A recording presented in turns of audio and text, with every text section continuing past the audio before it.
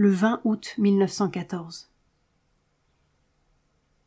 Pour apercevoir le but sous un nouvel angle qui puisse utilement éclairer les autres, il faudrait constamment refaire l'expérience de la découverte intérieure et remonter jusqu'à l'extrême limite de la conscience, sans jamais postuler à l'avance quel sera le terme de son voyage. Mais instinctivement,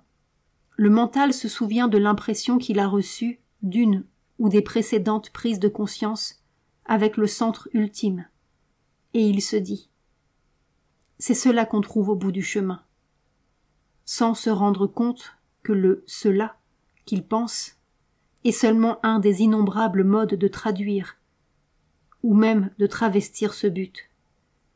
et que la conception intellectuelle doit suivre l'expérience et non la précéder. Refaire innocemment la route, comme si on ne l'avait encore jamais parcourue, voilà la vraie pureté,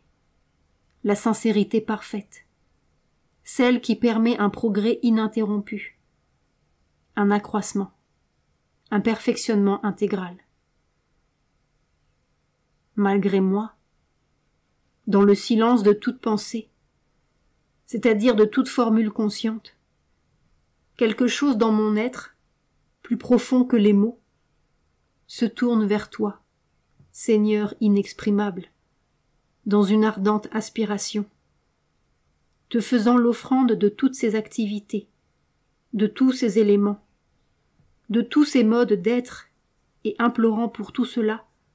la suprême illumination. Ô toi que je ne puis penser, mais que je connais avec certitude.